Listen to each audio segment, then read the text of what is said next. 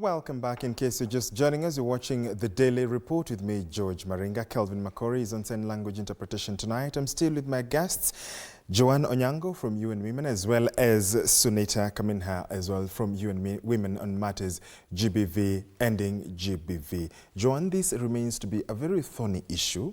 And then if you look at this violence being meted against women, what precedence has been set in terms of, it seems not to be dying away. In fact, it is getting even worse with social media and with all manner of things. There is even now psychological or torture as well. For those who, from a certain age, it was okay to beat a woman. Yeah. That seems not to be dying away. Where is this, thorn in the flesh? Where can't we find it? I don't think it's okay to, it's been or it should be okay to beat a woman, yeah, or a girl in that sense. The problem is now you see we are having a lot of girls who have been encouraged, to rise up, to stand up, to have a voice. So it is being normalized to shut a woman down by being physical, instead of having an argument with a woman and rationalizing issues. Sometimes you see that happen a lot on social media, where women who voice, issues are bullied. They are bullied down, and that is now coming into the physical space.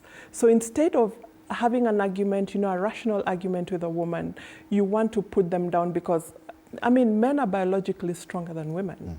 And so sometimes I think it's easier for the man to beat the woman because that's the only way that they feel they can be able to subdue them. So it's a power game.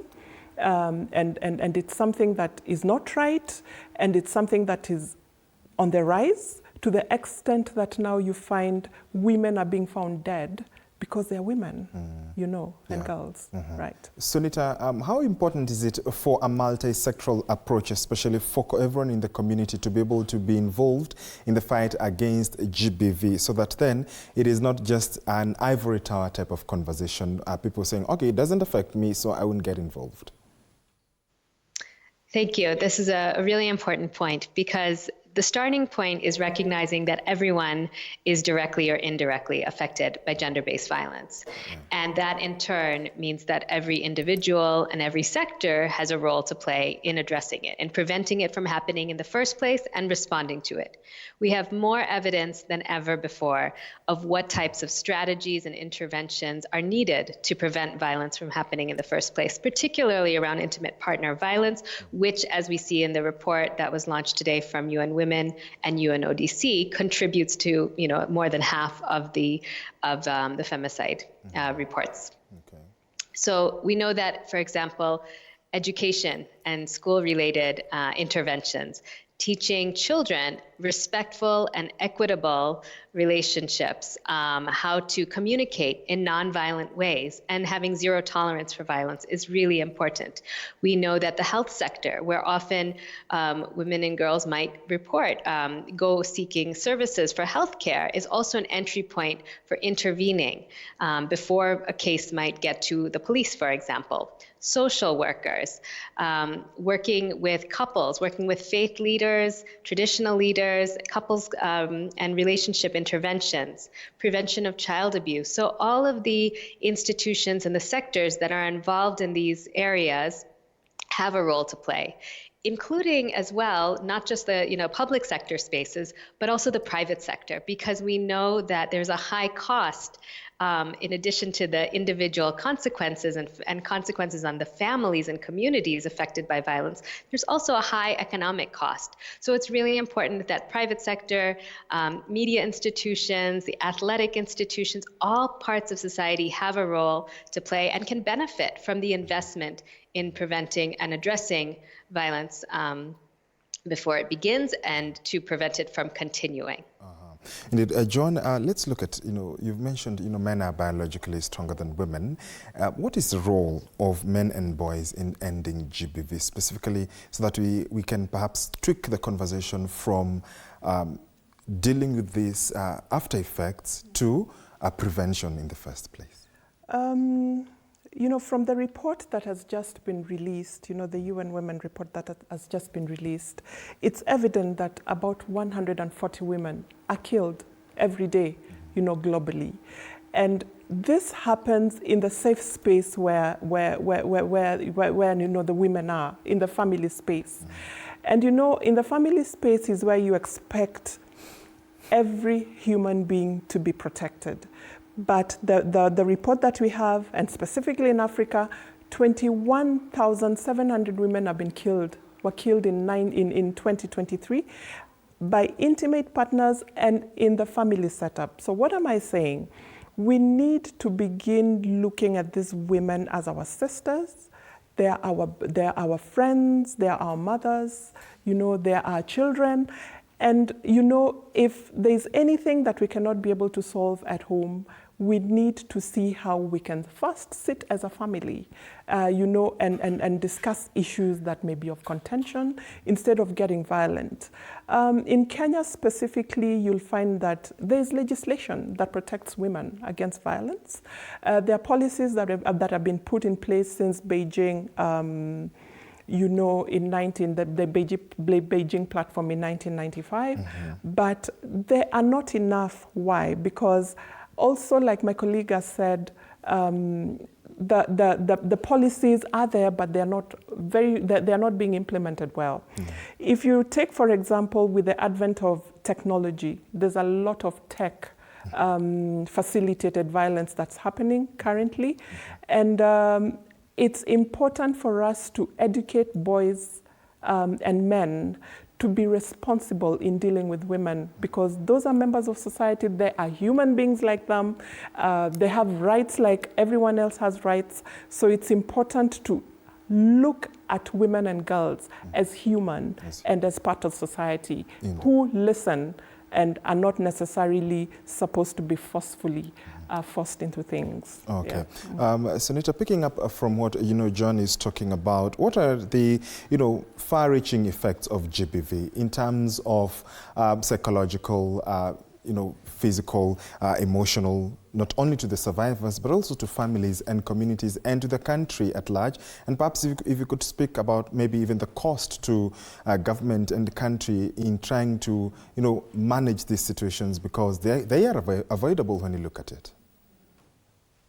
Yes, the costs are indeed far-reaching and are not just in the current moment, but actually last generation. So we know, of course, that the costs, the consequences of violence, whether it happens in physical spaces or online spaces, leaves real scars.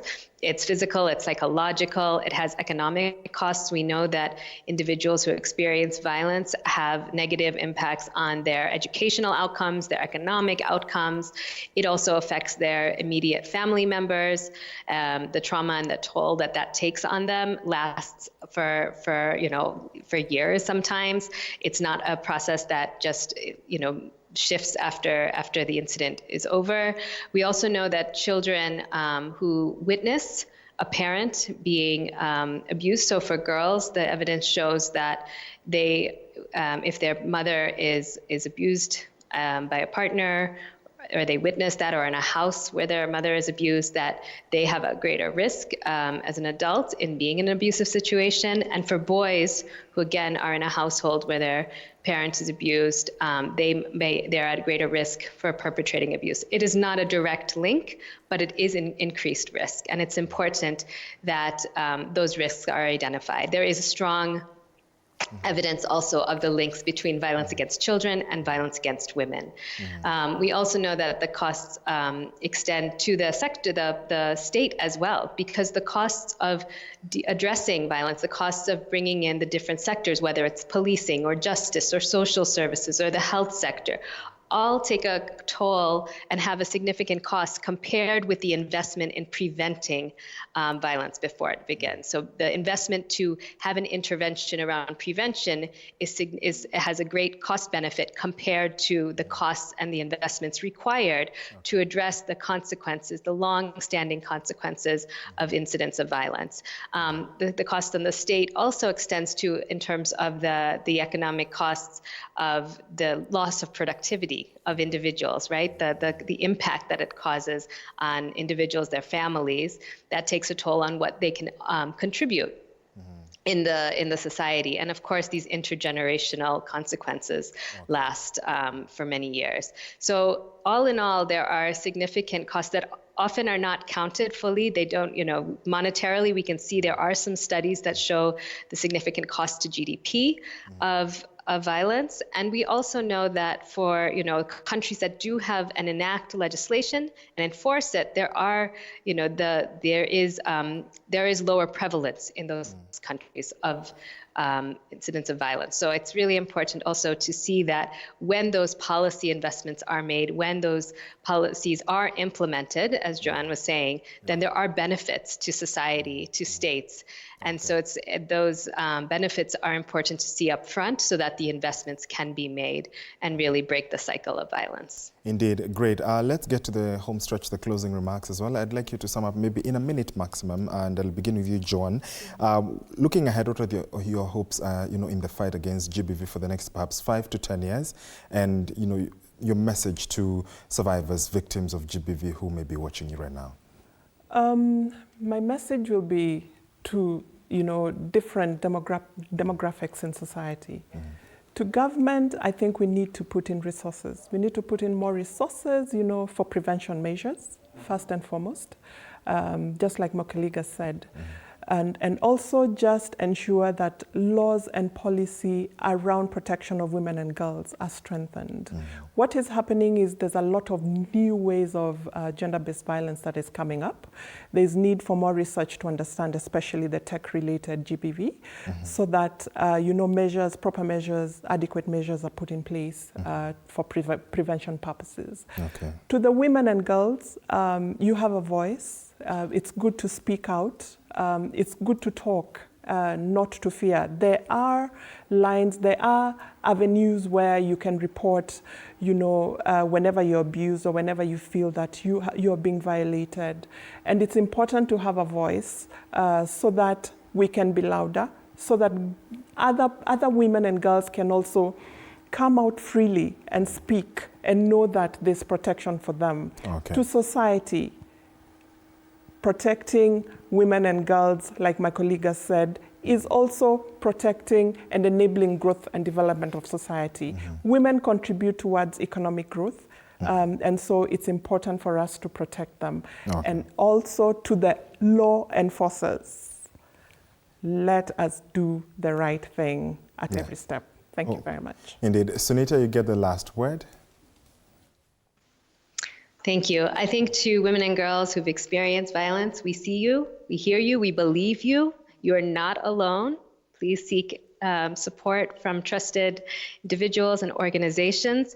And these trusted individuals and organizations, often the women's rights organizations, need to have the resources and support in society. So my vision for the next 5 to 10 years is I hope that we can really build on the power of all the organizations that have been advocating and carrying this work, the survivors that have been speaking out, and work in greater solidarity and collaboration to really bring an end to violence against women and girls in all of its forms. Indeed. And of course, the discussion is much more bigger than the time we may have. Thank you so much, ladies, for joining us. I've been speaking to Joan Onyango Bunga, an economist and finance professional turned lawyer with over 20 years experience, combined with professional experience in research, economic planning, credit management, formulation of public policy and law. Thank you, ma'am, for joining us.